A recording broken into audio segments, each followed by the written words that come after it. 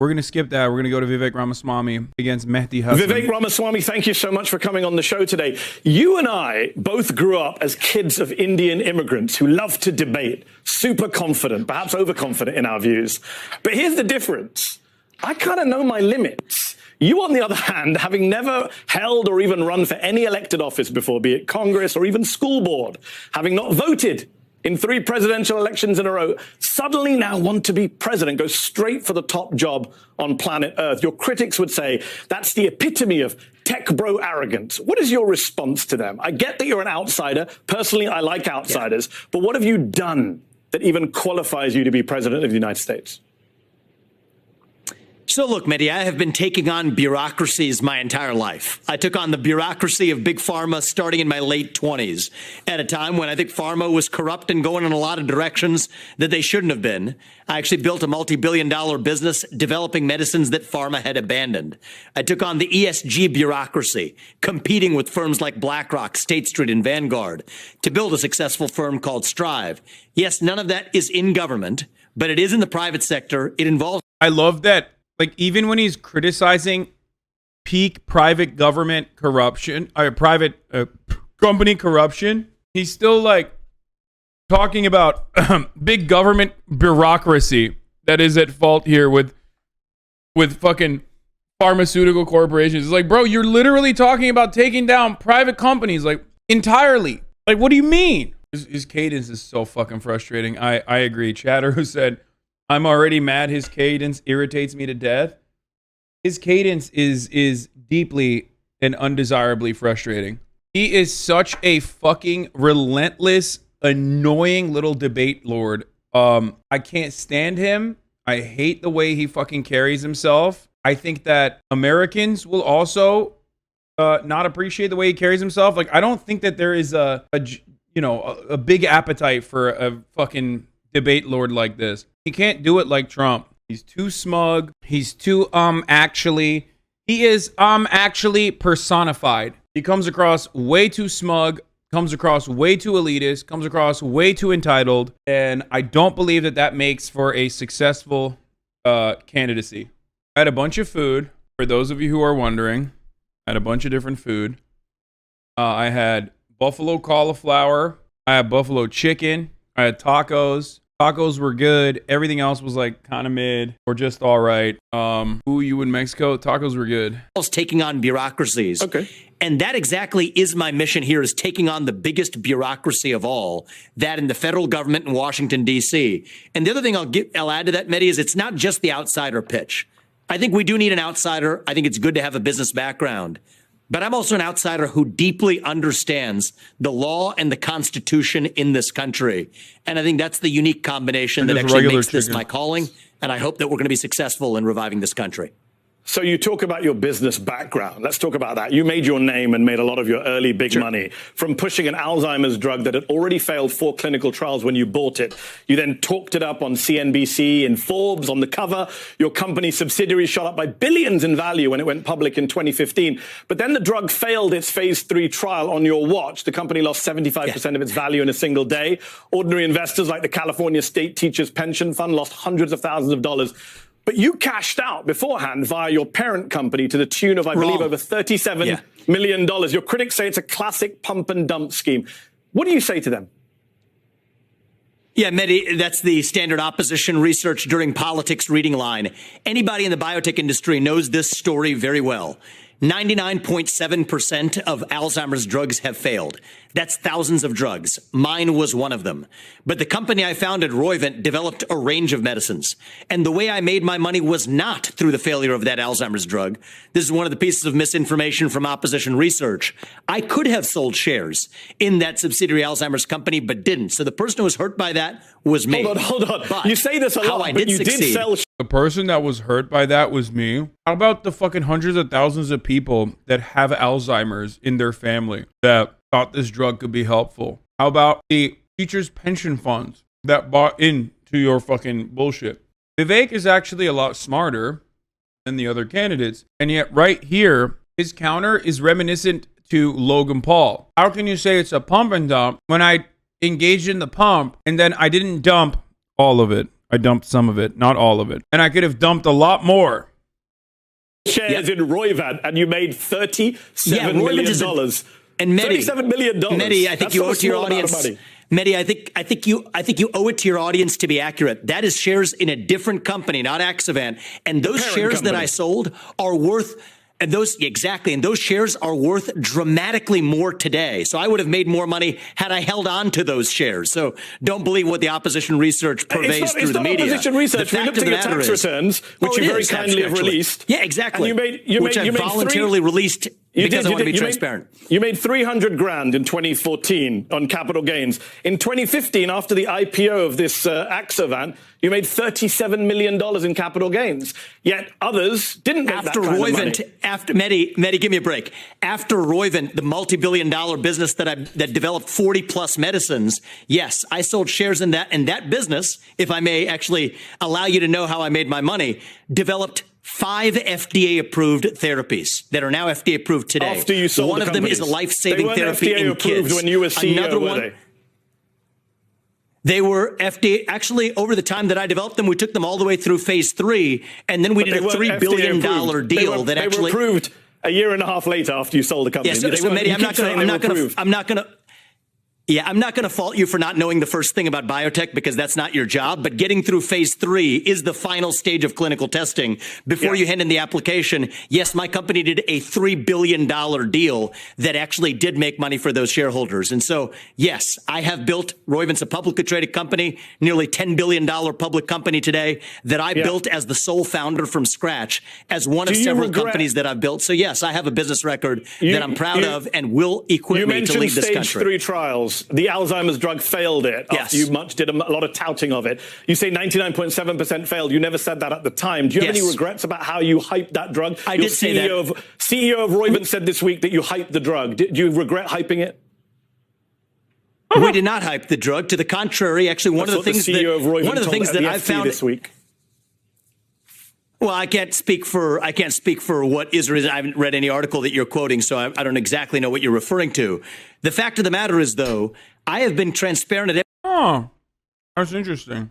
So what do you have to say to the CEO of the company that you built from the ground that is saying you pumped it? That's so weird. Dude, every time he gets fucking owned, he immediately is a deflection machine. Dude. Every step of exactly know what you're I can't speak for what is or isn't. I haven't read any article. Medhi Hasan is just the annoying debate pervert that you need in a situation like this, by the way. He's so good at debate pervertry, and it shows. He's not letting him misdirect. He's not letting him engage with anything but what he wants Vivek to engage in. That you're quoting, so I don't exactly know what you're referring to. The fact of the matter is, though, I have been transparent at every step of the way. Everyone who is in the biotech industry knows that Alzheimer's disease is the graveyard for medicines. But I still think it's an important area of need. And I'll say this, Medhi, is, you know what? If I serve for 2 terms, I'm still going to be in my 40s when I leave the White House. It is a personal passion of mine to come back and see if Alzheimer's disease hasn't been cured. I do want to play a role in still. He's like, I'm going to come back and pump and dump again, bitch. You better not stop me. He said, I did it once and I'll do it again, motherfucker. It's that easy, dog. You can't stop me, bro. I will be president and then I'll do pump and dump again. Delivering treatments and cures for that disease. And people who don't take risks, don't achieve meaningful impact. The medicines that I did develop, I'm proud of. And you don't get there without having a number of medicines that you test along the way. Bro, this motherfucker's acting like he made the medicine in the shop. You know what I mean? He's acting like he was cooking it up or something. Like fucking Walter White in the kitchen. Like, get the fuck out of here, dude. You're the money guy. And as the fucking money guy, your job is to pump it. That's it. And you pumped it. You pumped the Alzheimer one. You still made out like a fucking bandit. Like, oh, I could have made so much more money. It's so stupid. It's such an insane thing to say. Oh, I was the real victim here. Yeah, good luck. Good luck describing that. Let me tell you something. Vivek is a debate pervert of the highest magnitude. He's such like a 4chan style debate pervert. Now, of course, that kind of stuff is like really fun online because there's a lot of A-worded debate perverts out there who love this kind of like blood sport, right? They like that. They want someone to be eloquent. They love when that person is like representing their interests as well, or not interests, but necessarily their talking points. Problem is, In the real world, nobody fucking likes that. Nobody likes the Groyper debate lord shit. And unless you have like a cadre of 4chan weirdos that can like at least cut content and make your interlocutors look silly, clip them out of context, ruin their lives, dox them, consistently fucking try to pursue them online, cyberstalk them, and like turn them into law cows, you're not actually gonna be able to move the needle at all. Donald Trump was only able to engage in this kind of stuff because he has the telegenic presence, the charisma, and the audience that came along with it, okay? Vivek doesn't have any of those things. So that's why he just keeps coming across like a guy who keeps saying, things are not the way that you claim they are. You are describing yourself way too much. Donald Trump doesn't do that. Way. And the other thing I will say is our success rate under my watch was higher than probably nearly 99.9% of biotech startups in the last decade. So yeah, I stand by that record. I'm not afraid of taking risks. That's part of the American spirit. Well, technically the successes were a year and a half after you sold the company, but we'll get bogged down. Let's talk politics. Medhi, that's dead wrong. And I would sorry to say you're embarrassing yourself in front of anybody who knows anything about biotech for knowing that phase 3 trials are the final stage. Okay. The final stage, the FDA phase 3 studies succeeded. So you're barking up the wrong tree, but we can continue to move on. Let's talk politics. Let's talk politics. We do. We want to talk lots of stuff. Sure. You're an advocate, your critics say, of fantasy politics, of magical things. Even right here, I don't know shit about biotech, okay? What he's saying might be right. But who fucking knows about biotech, idiot? People in the biotech industry only know about biotech. So in the eyes of the American public watching this interview, Medhi Hasan is fucking destroying you by saying, well, those things got FDA approval after you left. So your annoying semantic ass is actually getting owned, even if you are factually correct. Do you understand what I'm saying, chat? Like, he might be right. Vivek, I think, might be right about stage 3 clinical trials being the most important part. It's basically, once you pass that, you basically have FDA approval, right? But Americans don't fucking know that. So when Medhi Hasan turns around and says, yeah, all of those drugs that you worked on, that you claim to work on, only passed FDA approval a year after you fucking left the company, most Americans are going to agree with Medhi Hasan instead of Vivek, because most Americans are not in biotech. So even then, he's like losing, optically speaking. Even if he might be technically correct, he's losing. They say you propose stuff that can't be done. For example, you said on Meet the Press the other week that if you had been in Mike Pence's place on January the 6th, you would have insisted on first passing a bill that night to bring in single-day voting on election day with paper ballots. That's inaccurate. Government-issued I never ID. said that night. I never said that night. What you would have done on January the 6th, and you said I would have done this, and the next day I said what I would have done differently is that I was precise about the period between, and this is still ambitious, I will admit, but at least let's get my view correct. It is ambitious. Between November 4th and January 6th, I think it was an opportunity for heroism. Just to be clear, you never said anything have said it every step. Let's play the clip. Guys, do we have the clip? I've said this in countless forums. Have a listen to the clip. On your Chuck Todd splice script, in all of my written statements and everything I've said, hold on, we're playing the clip right now. In that period between the election, here's what I would have said. We need single-day voting on election day. We need paper ballots, and we need government-issued ID matching the voter file. And if we achieve that, then we have... That's awesome. They muted his ass, bro. They fucking muted his ass to pull the receipts. I mean, come on, dog. He just put you in fucking timeout like you're a little boy. And you just gotta sit there and eat it, too. There's nothing you can do. You're running for president, right? He's like, mute, react to yourself. Have achieved victory, and we should not have any further complaint about election integrity. So what would you have done through the Senate? So what would you have done with Mike Pence? You would have not certified the election? So in my capacity as president of the Senate, I would have led through that level of reform. Then on that condition, certified the election results, served it up to the president, President Trump, then to sign that into law, and on January 7th, declared the re-election campaign pursuant to a free and fair election. Also, he is a little boy. Like, he's not just a little boy because he just got punished here and he had to shut the fuck up. He's a little boy because of, like, his argument. Like, his idea of, like, what he would do instead of January 6th is so stupid. Like, are you a kid? Like, I would just immediately do a re-election. I would just pass a bunch of restrictive measures that the Republicans have been meaning to pass already at the federal level, and then I would just do it, and then I would win the election, and then the president would say, wow, Vivek, you're my favorite VP. Election. Vivek, not only do you not mention anything about November, but let's say you did do November. That joint session was not a legislative session. The vice president doesn't have the power to introduce legislation. Neither party would have backed such a... Yeah, thank you. Oh my God. God, Medhi Hasan is so good. It's like, as vice president, you're going to introduce legislation? Like, what the fuck are you saying, dude? And then, like, people are going to be on board with it too, magically. He's like, well, it's ambitious. No, it's not ambitious. It's made up. You're saying made up things. Bill. Oh, come on, it couldn't have been passed in a day. The fact of the matter is, naive stuff. The president, the president and vice president absolutely drive legislation through Congress. That is exactly how but things Trump work. wasn't doing legislation. Now, he was busy pushing the big lie, as you pointed out yourself. Wait, what legislation is Mike Pence passing, man? What the fuck? The make it legal to fucking lobotomize gay teenagers act or whatever? Like, what? Like, if anything, the party puts forward legislation, a legislative agenda, and the president will be on board with it or whatever. But like the VP introducing legislation in Congress is fucking ridiculous. No anal sex act, NASA. Like, also Donald Trump is a unique one because like he didn't really do that. Obviously, like the Brandon agenda exists, but as far as Michael Pence and Donald Trump goes, like they weren't super active, I feel like, on that end. In your books. Well, so he wasn't and there. I wasn't the vice president of the United States. Passed a bill, but I was not the vice president of the United States. You guys in the media, you guys in the MSNBC crack me up to sort of create a hypothetical situation to say, if you had been vice president, what would you have been doing? I'm telling you exactly what I've been doing, but you're saying, but that's not what Donald Trump was doing. This is a joke. Let's actually have a substantive conversation.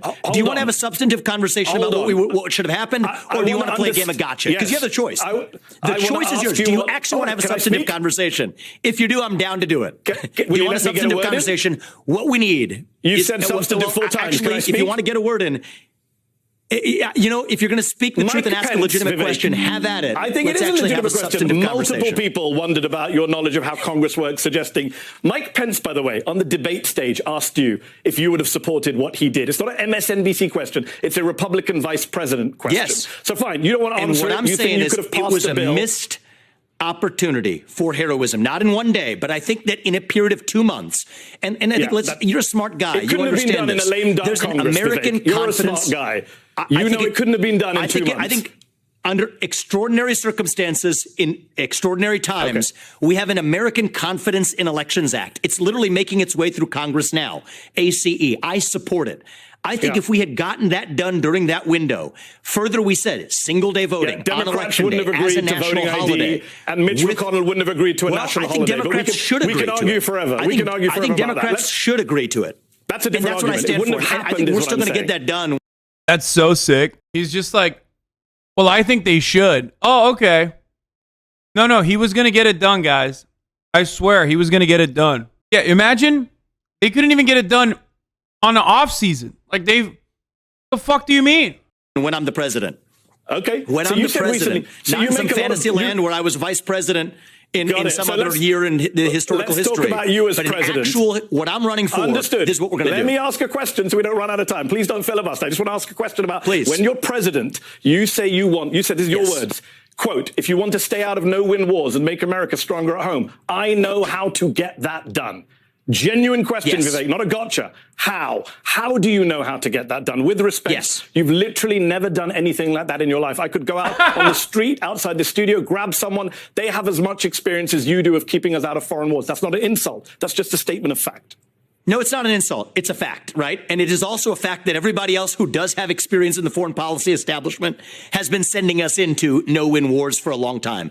Both of those are facts. Here's how I would do it. Let's get specific, and I'm glad we've finally gotten to the doorstep of actually discussing a policy agenda. Here's what I would do. Pull Russia apart in its military alliance with China. Those two countries are in a military treaty dating back to 2001. That is the single greatest threat that the United States faces.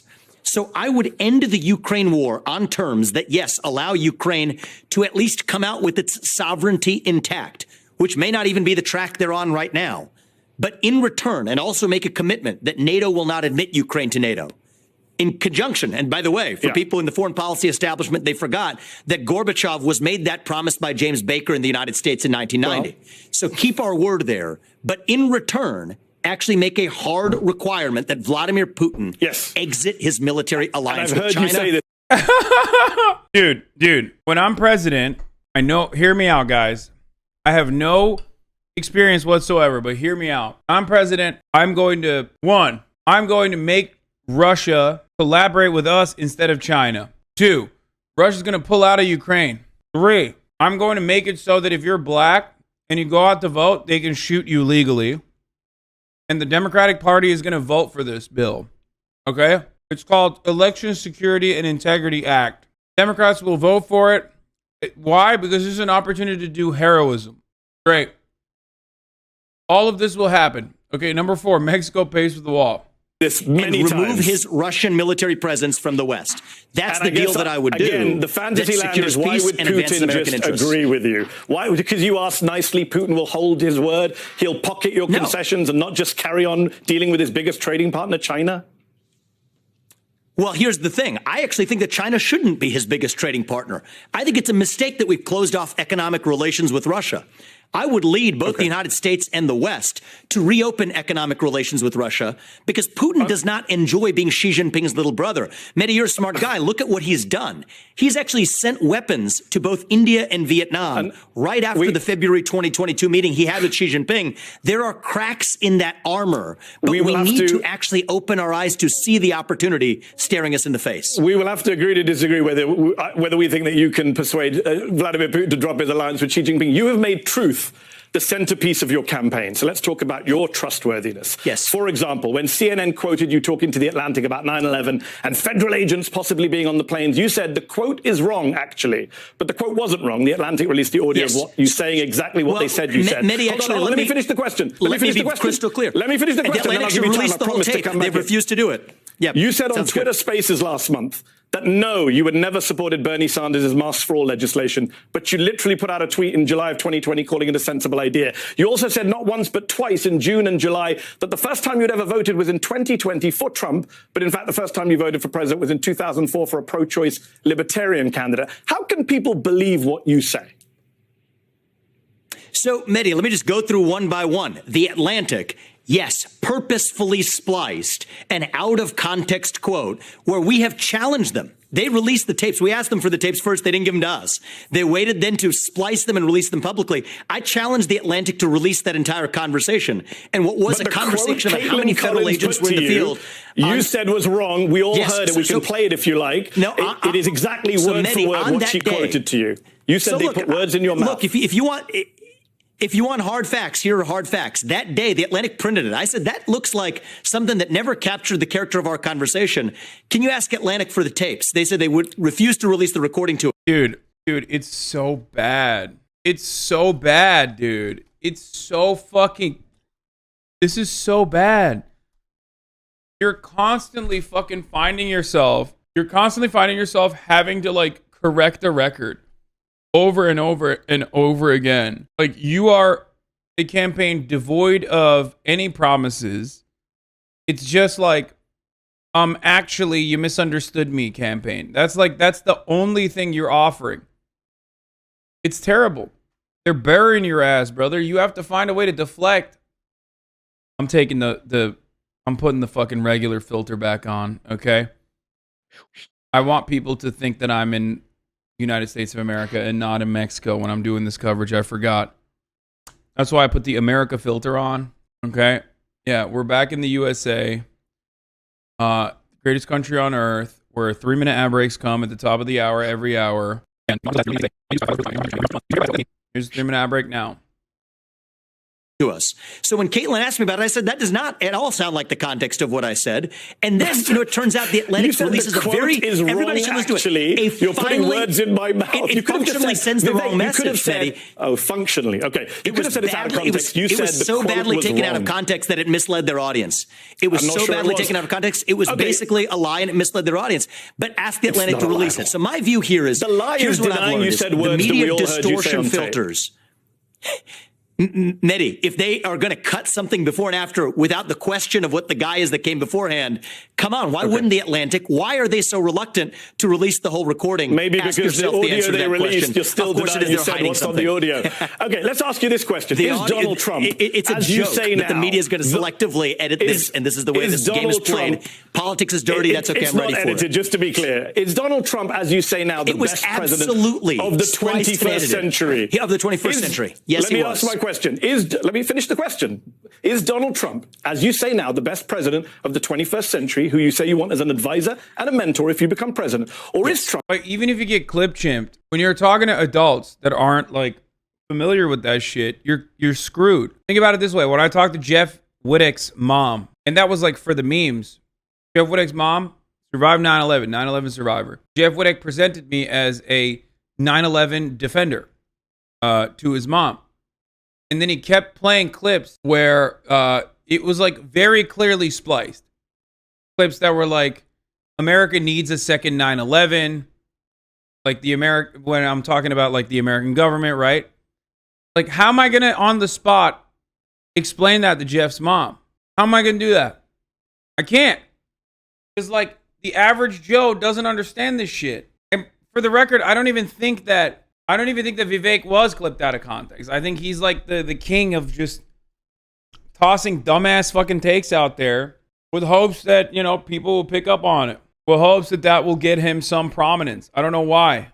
Trump, as you've said in the past, in your books, on Twitter, a, quote, sore loser who is a, quote, danger to democracy and who did, quote, downright abhorrent and egregious things on January the 6th. Which one is he, Vivek? So to be crystal clear, between George Bush, Barack Obama, Joe Biden, and Donald Trump, those are the presidents of the 21st century. Donald Trump is unambiguously, as judged by the results, the best president of the 21st century. Kept us out of wars, grew the economy. I give him full credit for that. I want to build on that foundation and take this country to the next level. You've also called him a sore loser who is a danger to democracy. Those are strong words. Would I have made the same judgment? Yeah, man, he's like, you're a fake friend, dog. You're a fucking fake friend. You're a phony. What is this? While I was giving him a haircut, I asked him if he's ever been banned from Twitch. And he said, yes, he did. And I was like, what for? Turns out he had said something about 9/11 and America, about how America deserved 9/11 and we should have another one. That's not what I said. And then I never said, what did you say exactly? America deserved 9/11. That's what I dude. said. America deserved 9/11, dude. Oscar, it, I'm hit the saying it. spotlight. Let's do the interrogation. Oh, God, you have a spotlight. So, Mom, he said this. I don't know if he was joking around or not. I know you were in the building. You have very traumatic memories. 44th floor. You as a 9/11 survivor and what you saw that day, and then having some goofball rich kid just okay, I wasn't rich back then. He got rich off that line. No, I didn't get rich off that line. He profited off of it. Okay, no. Why would you say such a thing? That's what I'm saying. Good question, Ma. He's such a fucking instigator. Hassan pretending he wasn't raised rich, Lamau. Guys, the joke, you're also chronically online. Just watch the pod, man. Yeah, it's so... He clipped out my answer! He did it again! Listen, for a one-eyed barber, he's fucking so good at clipping it right at the fucking tippy top. That he has made at every step of the way. No, I will remind you that I am running for U.S. president because I am best positioned to lead this country forward. Can I ask you what they are, Vivek? Yes. You say he behaved in downright abhorrent behavior that makes him a danger to democracy. Yeah, what was it that was downright? Tell me what he did that was downright abhorrent. Let's actually be really fair to your audience. So on January 10th, 2021, thereabouts, days after that incident, I wrote an op-ed in the Wall Street Journal arguing that censorship was the real cause of what happened on January 6th. When asked in response, somebody asked me the question, are you... I love this. I listened to parts of this interview already. And when I heard this part of the interview, I was thinking like, wow, we are really just the dumbest nation on earth. Because his response there is so telling. Like, Medhi Hasan is like, you said Donald Trump did something awful and gross. Which is true. If you're like one of those fucking libs, right? If you're one of these, like, I mean, even if you're not a fucking liberal, like what Donald Trump did, as it pertains to just like caring about democracy, was kind of fucked up. Okay? It was anti-democratic. He has to pedal so hard to be like, no, I am that fucking dumbass. You don't understand. Back then, I might have said something reasonable, but I promise you, that was the old me, and you didn't understand it. I'm actually a fucking idiot. I fucking love sipping on that dumb juice, dog. Trust me, I am stupid as fuck. I love Donald Trump, and I fucking don't think what he did was wrong. And then the funniest counter here is that he went and he wrote an op-ed on the Wall Street Journal, he says, about how January 6th happened because of free speech. Or because of censorship, sorry. And it's like, how do you, like, what are you saying, dog? What the fuck? Like, how? He's like, no, like, his counter literally is, no, Medhi, you don't understand. I might have said what he did was abhorrent. But also, I'm a fucking dumbass. Take a look at how fucking dumb I am. I wrote an article about January 6th being done due to censorship. It's so stupid. It's just, I don't know if I'm doing a good job explaining my frustration here. I guess the short and sweet of it is, if you want to run for a Republican president, you literally have to say in broad daylight on national television to anyone who will listen to you that you think bad things are good and you think good things are bad. And that you might have said in the past a certain bad thing was good, or sorry, a certain bad thing was bad, and you apologize for that now because you actually always thought that that bad thing was good. Like, it's opposite world every fucking time. Every time. He's like, dude, I know that I said what Donald Trump did on January 6th was abhorrent. Guess what? I was a dumbass, dude. I was a dumbass back then. I promise I was a dumbass back then. You don't understand. I promise you I was stupid. I was sipping on the dumb juice. That's what I wrote. I'm giving you the facts of what I said. That's a hard fact. That was published in the Wall Street Journal.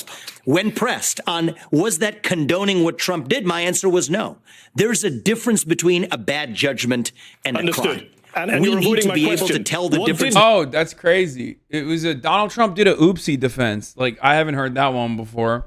Donald Trump do, no, I'm not avoiding in your view, that was downright abhorrent? Second time I think that the thing that I would have done differently if I were in his shoes not what I asked, is Vivek, I would have respect. declared re-election on January 7th. I'll ask it a third time. That's exactly the thing I would have done. What did Trump do that was egregious, quote, downright abhorrent, and a danger to democracy? Can you just explain to our viewers? Your words.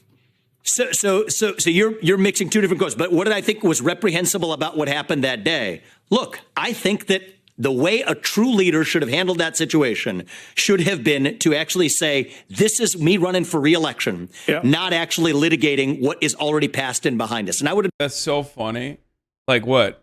So there's like 57-year-old, heart diseased HVAC guys trying to fucking climb telephone poles and shit. And then cross-spliced that with Donald Trump being like, I'm running for re-election. Like what? I declared a re-election. That's what he's saying. Also, does he mean like re-election as in 4 years?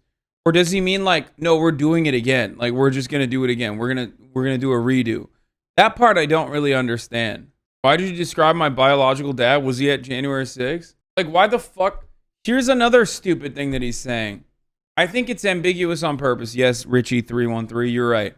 I do think that he's like trying to have an out once again, so he can do that classic Vivek thing, and he's like, actually, that's not what I meant. This is what I meant. I think like he wants the dummies to think he means like a redo, right? And he can always say, that's not what I meant. Of course I didn't mean a redo. I meant like election in 4 years. But here's why he's a fucking idiot again, and who doesn't know anything about how this process works. Donald Trump announced his candidacy way too early, like historically early. Already. And a lot of people criticized him for it and said he might get cooked due to overexposure. And then he didn't really say anything or do anything for the rest of that time until, I mean, even now he's not really doing too much. He's just like kind of getting arrested over and over again. And then that's when you hear about him. But ultimately, like, imagine being like, I'm running for re-election right after you lost. You have no advantages there. Like, you have no advantages if you openly run for re-election. Like, why would he do that? It doesn't even make sense if Donald Trump was like a normal guy, like a normal person who wasn't Donald Trump, who didn't just do this endless conquest. He could just say, I never said that. That's a fake quote, and people would actually believe it. No, he needs to deflect away from it, but he can't do a good job deflecting. He just has to be like, actually, this is what I meant. Have done things differently. That is not a crime, though, what he I understand, did. And the reason I have been so vehement... You keep saying what you would have done. I just want to hear from your mouth. No, I would unless you're scared of him, why won't you say what he did that was downright abhorrent? I'm not going to let you... I mean, we know the answer. The real reason was he was like a bit of a... I mean, he was always like a tech libertarian, Silicon Valley shit. But like a lot of tech libertarians were at least like kind of libtarded at first. You know what I mean? Like libtard coded. Like the Jason Sachs of the world. Like they at least used to be like closer to the liberal side on social issues, while like they were, you know, rugged Ayn Rand followers on all the other stuff. Meanwhile, they all are just straight up psychos now. Like they openly admit it now. They're like, we love Trump, we love DeSantis, whoever the fuck, right? But that's why, because the circles that Vivek was in back then in 2020, absolutely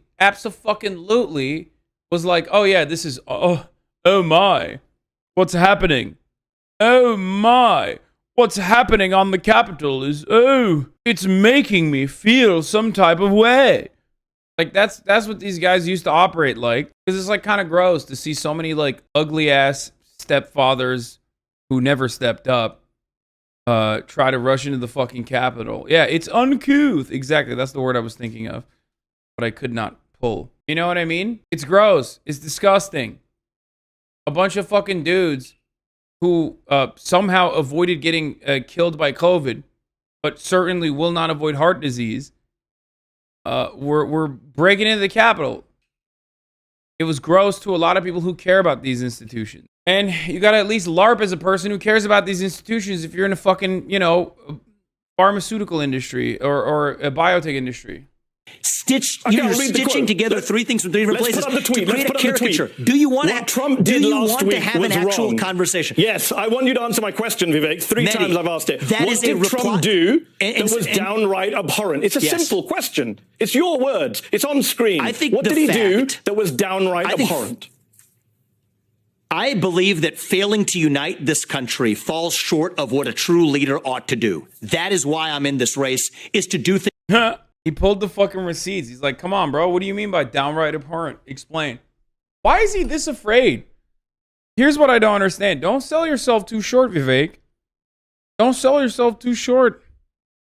I think you'd be fine if you just like ripped at him a little bit every now and then. It's not like you're going to get a fucking job anyway. I just don't think he's going to get the White House job that he's looking for. He's not going to be the VP. Okay? Like, I feel like Nikki Haley has a better shot of being VP than Vivek Ramaswamy does. Okay? He's not, like, they're not going to put him in fucking, maybe HUD, yeah. That's where they put, like, usually tokens that stayed in the race for long enough. But, because, like, they don't give a shit about housing at all. Could be a play at FDA. I doubt it. No. Trump's not going to pick a single one of those motherfuckers running against him for VP. I mean, maybe the Virgin. Maybe the Virgin. He's the one that possibly, but even then, I don't think so. Carrie Lake is probably going to be a VP pick. No shot. Dude, I don't know where the fuck you guys are getting the Carrie Lake take from. Dude, no way, dude. Carrie Lake is poison. No, dude. Trump knows how to read the fucking room. Carrie Lake doesn't bring anything new. She didn't even win Arizona. How is Trump going to win Arizona if Carrie Lake lost Arizona? Like, your VP at least should guarantee you a state, right? She won, they stole it. Carrie Lake, let me explain something to you, okay? Carrie Lake's loss is quite literally the worst part of Donald Trump's stubbornness. Carrie Lake lost and kept running the Trump style, it was stolen from me narrative over and over again. And that exact same attitude is the reason why Trump isn't even seen as popular, because he never shut the fuck up about losing. That narrative And Trump constantly going off on that narrative literally cost Trump multiple primary candidacies that he had. Okay? And it also cost him the midterm elections for the Republican Party. No fucking shot would he turn around and offer Carrie Lake a VP position when she can't even win Arizona. If Trump wants to win Arizona, he can't have Carrie Lake as his VP. Think about that. Think about Arizona as a state. Since the Maverick, what has happened to the state of Arizona? Obviously, it's not due to the Maverick, John McCain. Okay, based anti-imperialist, American warplane destroyer John McCain. God rest his soul. He's dropping planes left and right in the aircraft carrier in the sky. Like, sure, Kyrsten Sinema is fucking awful. I agree. But Arizona went from being fairly red to not so red at all. Blue governor and 2 blue fucking senators. Well, one is now an independent. But it doesn't matter. She duped people and she ran as a Democrat. And then she fucked the Democratic Party over. But ultimately, in the eyes of the voters, she was a Democrat that ran on a Democrat platform, and she fucking destroyed the Republican. I know, guys. I'm talking about when she won the election. So in the eyes of Arizona, they went with a Democrat over a Republican. Kyrsten Sinema also kind of was running on a not as progressive as a platform as she always had, or as she originally had, because she was like straight up a fucking America KKK style anarchist Green Party person. But she was running on a relatively progressive platform in Arizona and won on that platform, even though she was awful. And Arizona most likely will elect another Democrat when the time comes. So going with something like fucking Carrie Lake is not going to help you in Arizona at all. She is hot though. If that's what you guys are thinking, that's what you think is like the reason. You know what I mean? She's a TV person. She's also a TV person. She's crazy. But it's not going to happen. It's just not happening. Anyway, let's continue. Things differently than any prior president has done them.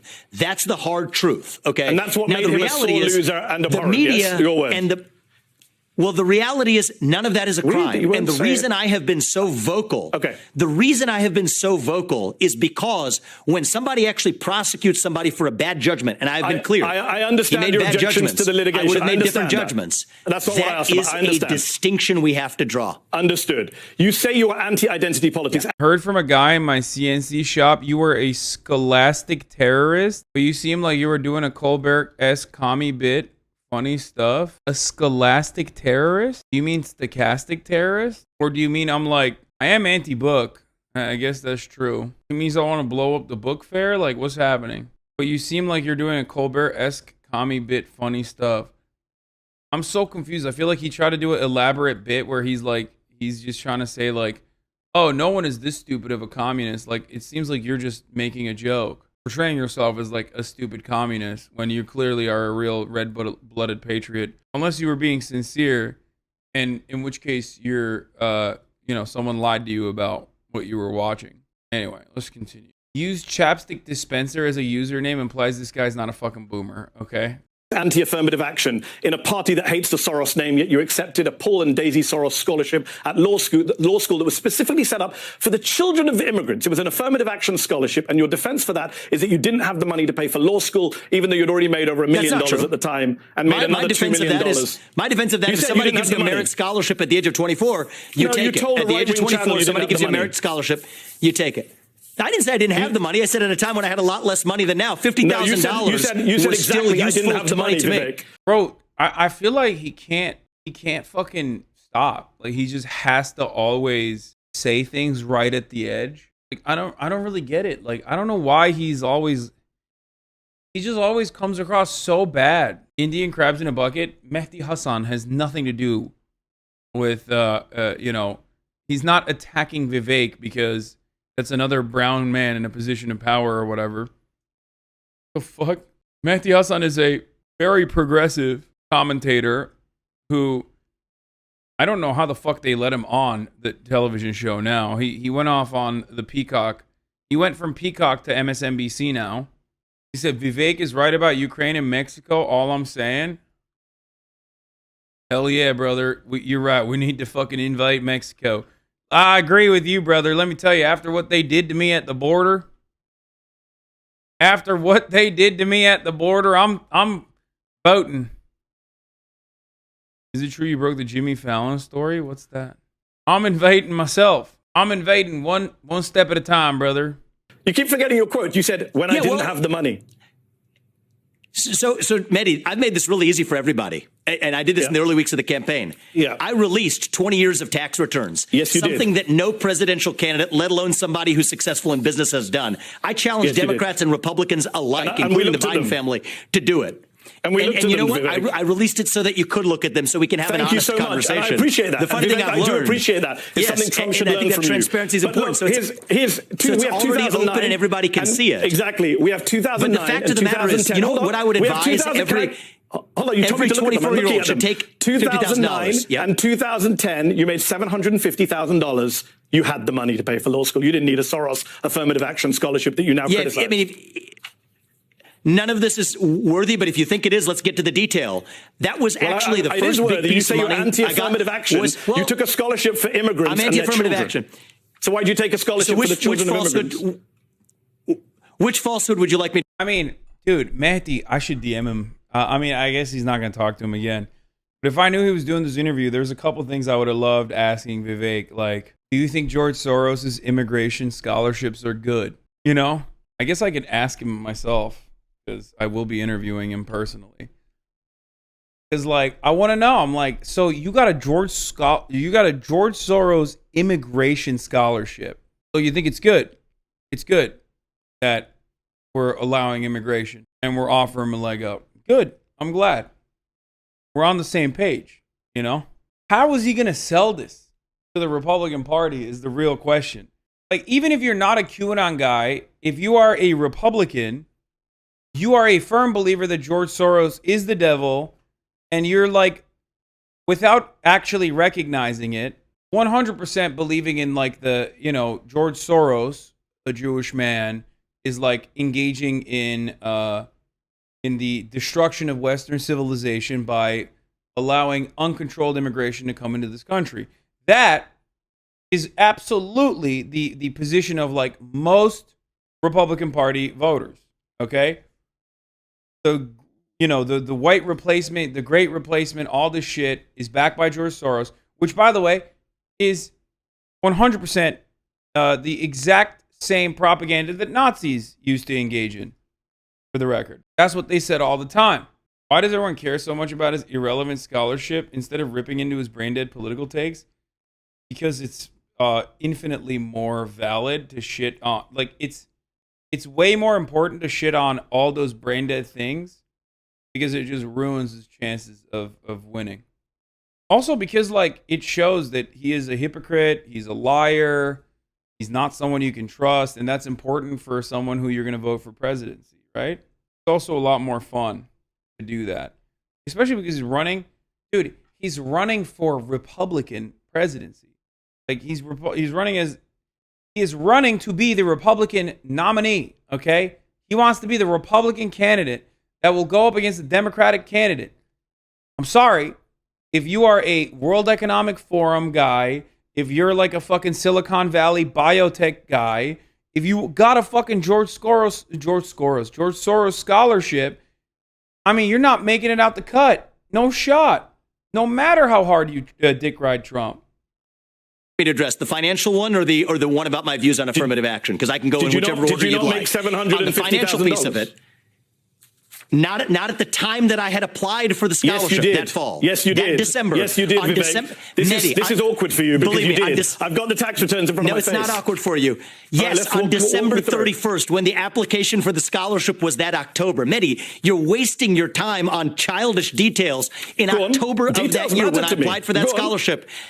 And it was, well, guess what? The bonuses that a hedge fund pays, and it's a shame that, again, you don't have to be an expert on this, but if you're going to spout out, you better know something about it. People pay at a hedge. Yeah, bro. Tell Medhi Hasan that you were working at a hedge fund and that your bonuses were $700,000, but you didn't know you were going to get $700,000 in bonuses from the hedge fund you were working at. So you needed the fucking 50 grand from George Soros. Come on, brother. Like, dude, you come across like a vampire, dude. You don't understand how most people will see what you are saying. Medhi, you don't understand how the hedge funds work, idiot. Anyway, this, by the way, is, of course, as always, a classic Hasanabi trope / rule. Rich people never say no to free money. Okay? They never say no to money. You're out of your fucking mind. It could be scholarship. It could be government subsidies. It could be tax credits. It could be tax cuts. They will never say no to money. Only fucking broke boys are like, government cheese, don't want that. Nah, that's smelly. Do I deserve it? I don't deserve it. I don't know if I'm worthy. What if someone else wants it? Only poor people reject this money. What poor person rejects money? What do you mean? What do you mean? You know how many motherfuckers were in this community literally being like, I don't know if I should take the Trump bucks. I feel like I already have enough money. Like, I don't know if it's worthy. I don't know if I deserve it. Also, it's not just that. Every Republican, unironically, regularly refuses government money. Republicans go and vote against social safety nets that they could take advantage of. What is that if not a poor person rejecting government money? What do you mean? I don't want no handouts, brother. Fuck that. It's like, what are you saying? Hedge fund the bonuses at the end of a year, and on December 31st, that's when I was paid. I applied for the scholarship that September, and I did not grow up in a wealthy family. Vivek, you made more money the previous year. I made $200,000 pre-tax or whatever it was. No, you didn't. And you know what? No, you didn't. You're now telling flat. In 2009, you have my tax returns in front of you. I don't remember what I made in 2009. In 2009, you made $650,000. In 2010, you made less, $450,000. So the argument that Bro, he needed it, dog. He needed the 50 grand from George Soros. Shut up, Medhi. $600,000 a year? I mean, what the fuck, broke boy, dude? Get the fuck out of here. What a loser, dude. Motherfucker was basically dead, homie. He was making Twitch streamer money, by the way. God damn. Scholarship. Free the... Oh, so now we're bringing tax into it. We've been using gross numbers. Yeah, absolutely. Vivek, you're wrong on this. Go back and check your tax returns. $50,000 obviously makes a big difference. And then you accepted a Soros scholarship for $50,000 when you didn't need it. Well, you know what the fact is, Medhi, is $50,000 did make a big difference to me back then. And anybody who has a few $100,000 in the bank is going to take $50,000 without strings attached. Take the scholarship. But my question for you is, why on earth are you, as an intelligent person interested in politics, obsessing over a 24-year-old's $50,000 scholarship? I'm interested in truth, beneath Vivek. you. We have a country to fix. That you wear. And I'm interested in truth. And Medhi, like that's why I released 20 years. Medhi, that is why I released 20 years of tax records. Tell your friends in the Biden administration to do the same thing. Tell your Democrat candidates to do the same thing. We've gone over time. We're breaking precedents, and I think it is pathetic. I just think it is sad and pathetic that that we have important issues to talk about for the future of a country, and you're talking about a $50,000 scholarship in 2010 to go to Yale Law School when I was 24. If you just owned it, this is pathetic, and is why nobody trusts you guys. It is pathetic in your view, but you paid a Wikipedia editor who then removed it. So clearly it's something you didn't want people to read about.Ast question, because we've gone over time and I respect you. Who also said I was born in India. Who also said I was born in India and misspelled and got my wife's name wrong. So yes, we actually need to correct facts when people are playing this game. Last question. You want me to ask a substantive question? Here's what I worry about most. Democracy in this country. I would love substantive questions. Not just under Donald Trump. Yeah. Last question for you. Not just under Donald Trump, but under you, people are worried about authoritarianism. You have preemptively promised to pardon Trump no matter what juries of his peers decide, as well as today extending those pardons to January 6 rioters. You've dismissed white supremacists as boogeymen and unicorns. You want to fire at least half the federal government workforce. That's over 1 million people. You want to remove the right to vote from 18 to 25-year-olds. That's over 30 million people. You want to get rid of birthright citizenship. In fact, you refer to voting and citizenship as privileges when they are, in my view and in the Constitution view, rights. It's a very anti-democratic worldview. What do you say to people who criticize you for that? I don't think it's an anti-democratic worldview. I favor reviving the lifeblood of our constitutional republic. Revive actual free speech and open debate in this country. Revive civic duty in this country, something that our founding fathers envisioned. Revive true equality in front of the law, where people aren't prosecuted because of the color of their skin, or because of the content of their political views. One standard of the rule of law for everybody. I stand for the founding vision of the country where the people who we elect to run the government ought to be the ones who actually run the government, when in fact most policymaking functions in D.C. are performed by federal bureaucrats. So yes, my standard is, would Alexander Hamilton and John James and Thomas Jefferson and George Washington, would they be proud of what they see today, or would they be appalled? I think if they walked around and saw Washington, D.C. today, they would be appalled. By the time I leave office in January 2033 after 2 terms, they will once again be proud of what we've created, a government with 3 co-equal branches, not 4, shutting down that administrative state, reviving civic duty, and reviving one standard of the rule of law for all Americans. And that is not a Democratic vision or a... I love... My favorite take always is being a brown guy that has to do 1776 shit. Dog, the founding fathers literally would have thought you were Indian. And no, I don't mean Indian from India. I mean a person that they genocided. Okay? Like the other kind of Indian. What the fuck are you saying? Like, it's like, oh, I want to bring back... He's not wrong when he does say, technically, that he wants to do some kind of like, not poll tax, but like some kind of a testing before you actually go out to vote, which our founding fathers would have been on board with, but except they didn't even have to do that because they didn't have to do that for black people at all because black people were not allowed to vote in general.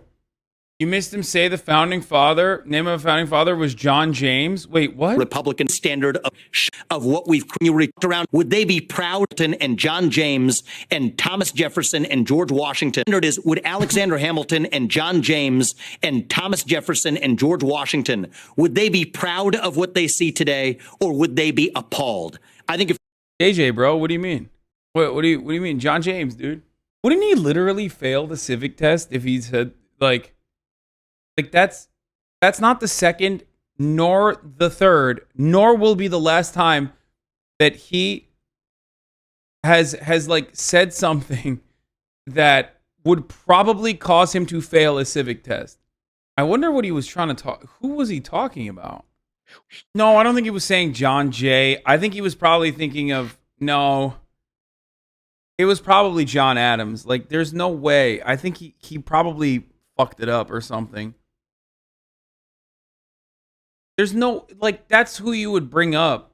Maybe messing up John Adams, James Madison. Anyway, whatever. Let's keep If they going. walked around and saw Washington, D.C. today, they would be appalled. By the time I leave office in January 2033 after 2 terms, they will once again be proud of what we've created, a government with 3 co-equal... Yeah, by the way, again and again and again, like I said, if you're a Republican, you have to be like a 1776 guy. And it's so funny if you're like black or brown or a woman and you are like a 1776 guy, because like whenever you bring up the founding fathers, when you're either of these things or maybe 2 of these things, you know what I mean? It's like, what the fuck are you saying, dog? Like, you have no say. You have no say. Equal branches, not 4, shutting down that administrative state. No, we're not. No, he's not talking about John Jay. Okay? And he didn't say John Jay either. He said John James. That's what we were trying to figure out. And some people immediately, all the nerds in the chat went, oh, he must have meant John Jay. No, he fucking didn't. No one. And I mean, no fucking person ever would bring up John Jay when talking about the fucking founding fathers. Okay? Ridiculous. Ridiculous. No, he 100% probably thought he fucked it up. He fucked it up. He didn't mean John Jay. He meant like John Adams, most likely. Yeah. John Jay is super popular among American history nerds. I don't think that he would be brought up in this situation. No.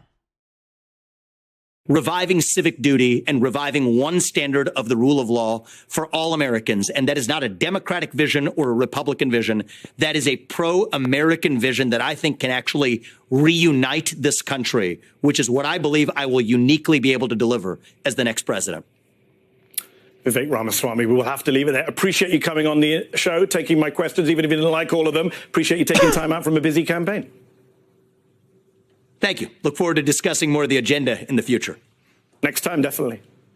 Ramaswamy.